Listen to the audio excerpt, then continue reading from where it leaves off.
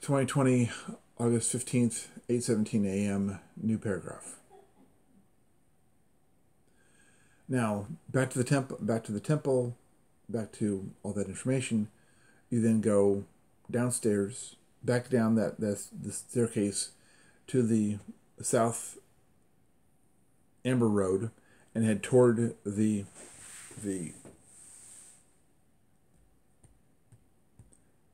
Arch of Titus. Once at the Arch of Titus, you then pass into the Arch of Titus, and you're instantly transported to some kind of a dream state or some kind of a different dimensional state or something.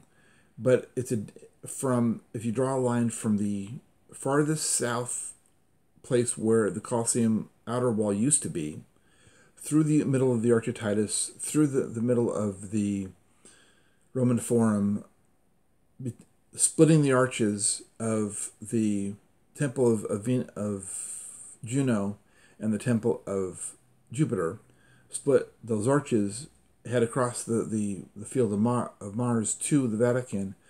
That line will eventually bisect the very center of the west wall of the Sistine Chapel.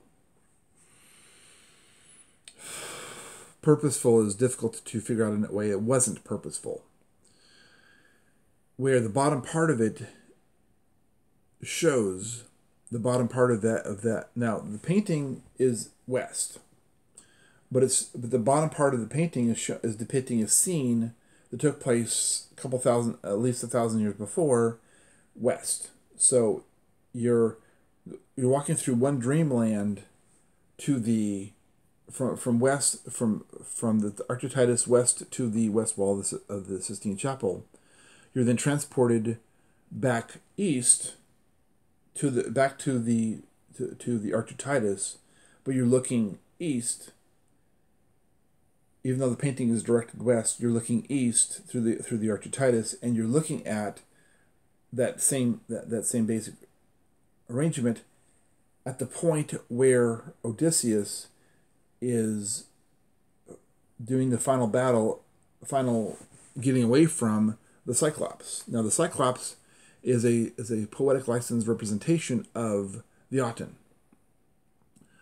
The many aspects of the story indicate long, really long arms, a big eye and really long arms. Well, that's the Aten. That is also the Aten is the Cyclops is the Aten, and the Aten is the deity of the 18th dynasty, and the deity as well as 90% of what's built into the pyramids is the causeways, and the causeways are actually the Aten.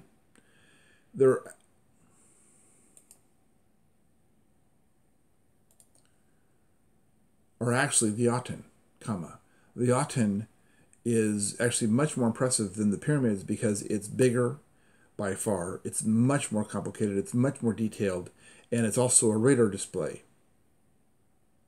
array. It's also a radar array. Period. New paragraph. So, complicated upon complicated upon complicated. New line. New paragraph.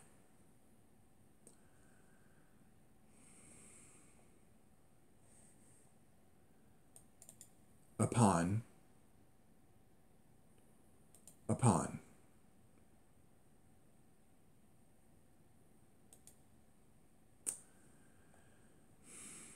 So you travel, and then you travel back toward and you're transported to 1,320-ish, give or take, BC, and you're watching Odysseus battle. Well, Odysseus then disengages from that battle, steers his ship toward the shore, gets off of his ship, and then either takes the road you're on or the road to the north, which is semi-accurate, semi-not accurate. There was, depending on what century, there was roads on both sides, and then some centuries there was only roads on one side. So you see the road, and he goes through the road. The Arch of Titus is no longer there because it wouldn't be built for another 1,000 years. wouldn't be started until about a year after the crucifixion of Jesus. I haven't forgotten about the other two names that I didn't mention. Jesus, Christ, Emmanuel, Simon Peter. I haven't forgotten about the other Pharaoh names either. Period. New paragraph. You also have a lot to do with, so Odysseus walks toward that area and something happens and he is challenged with the Narmer test, with the bow test. And the bow test was written into the Odyssey as he came back home. He didn't go back home to Greece. He came to the city of Samhain, and he passed the bow test, and he and his mate, the Penelope, the clergy of the Temple of Concord, they were known as OPLE. Well, if you add a pena to the OPLE, then, which is not entirely uncommon in some aspects of those ancient languages, just adding to